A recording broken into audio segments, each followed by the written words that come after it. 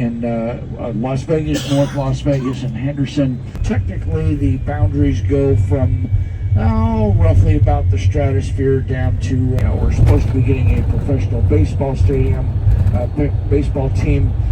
The Oakland A's are looking to move down here sometime between 2027 and 2028, I believe. Herbert Hoover, who was Secretary of Commerce in the early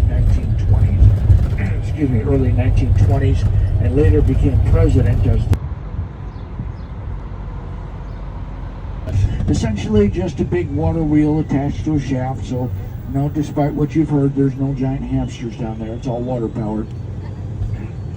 Each of those generators is completely rebuilt about every 8 to 10 years.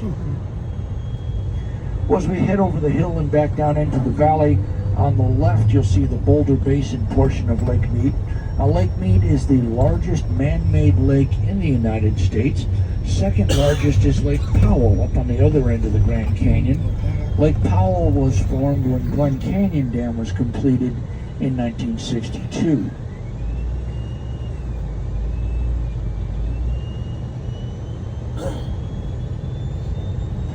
Hoover Dam holds back approximately 2 years worth of water flow of the Colorado River to form Lake Mead, which is 112 miles long, has about 550 miles of shoreline, and covers almost 250 square miles of surface area.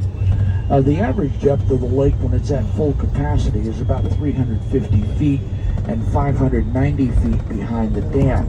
However, due to drought conditions we've been in for the last 20 plus years, the water level right now is down about 143 feet below full capacity, only about 35% full.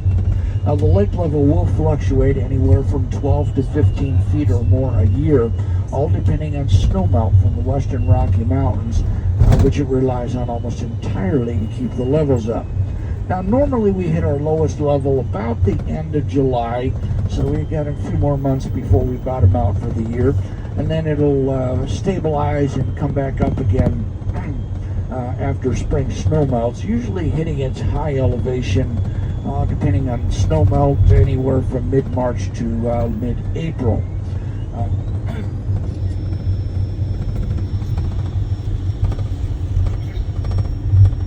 Now, in case the water level does get too high, there are 2 spillways on the dam to handle the overflow. They've only been used twice in its history. The first time was in 1941 to test the spillways. The only other time was 1983. Heavy snowmelt from the western Rockies that year brought the lake was at its high level back in 1983.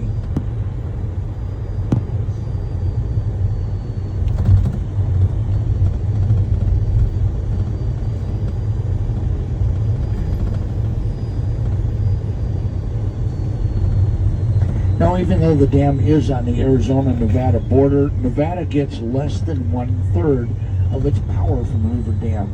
2% of our share goes directly to Boulder. Large flat-top mountain that you see in a moment across the basin to the right, that is one of the extinct volcanoes in the area called Fortification Hill. Somebody had a theory some years back that no volcano is actually extinct. They're just dormant for extended periods.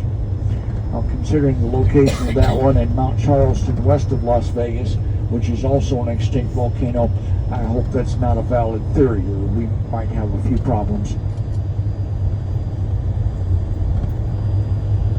Now, what you're looking at, by the way, ahead of us is only about 1/3 of the entire Lake Mead area. This is the Boulder Basin.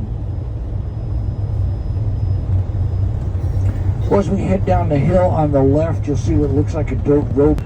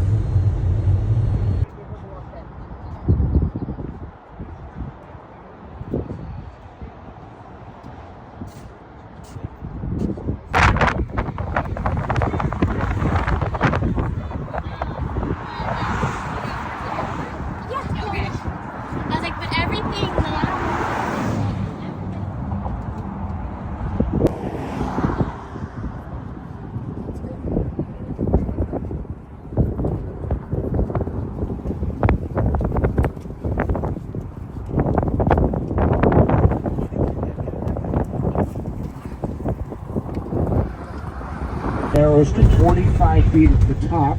The 6.5 million tons of concrete is enough to build a 2-lane highway from San Francisco to New York. Now, even though there were officially higher than it was last year, so hopefully if we get some good snowpack, another good snow melt is trickling its way down, and we'll be in good shape. Those of you who do live in colder climates and get a lot of that white stuff, if you want to get rid of it, if you have any, just go ahead and send it out here. We'll take it from you.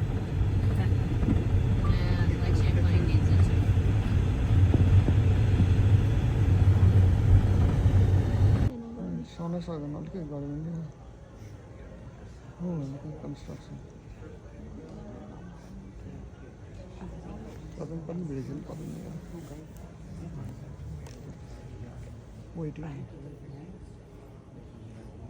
Within those basins. This compromise paved the way for the Boulder Canyon project to be constructed. And in 1931, the structure that would one day bear Hoover's name began with an explosion. Not only of black powder and dynamite, but one of human tenacity and ingenuity.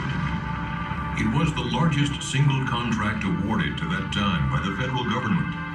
It took the combined resources of 6 companies, forged into a single contracting entity, to undertake the mammoth project.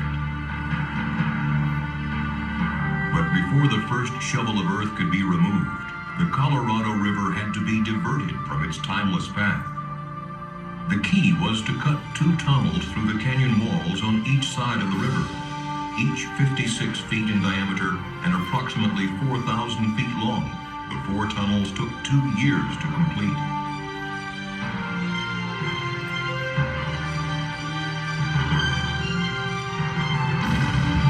With the tunnels open and cofferdams in place, the Colorado River had no choice but to leave its riverbed and flow through the man-made corridors.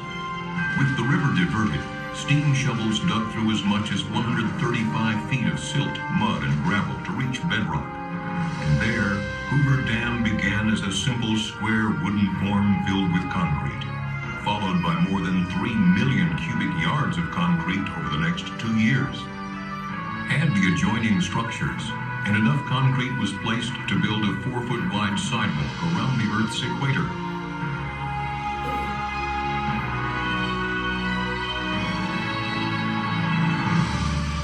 Heat from the setting concrete was predicted to take more than 100 years to cool, but engineers fashioned 1-inch steel pipe inside each concrete block before it was poured. A refrigeration plant so massive it could produce a 1,000-ton iceberg.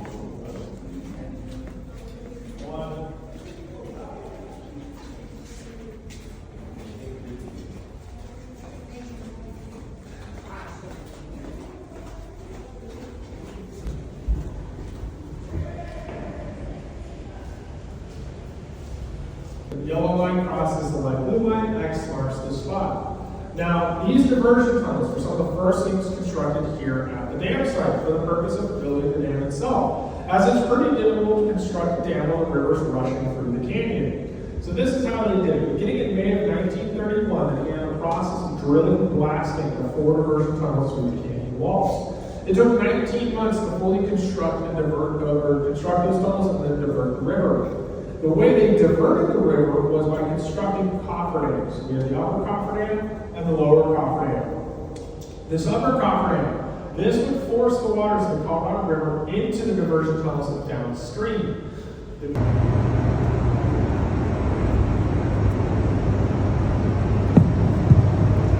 Alrighty, folks, welcome to the Nevada side of our power plant. In front of it is located in the Arizona wing. Now, each generator, it stands about 70 feet tall, but we're only looking at the top 30 or so feet. There's another 40 feet that extend below the floor you see here. Now, one generator by itself can produce about 100.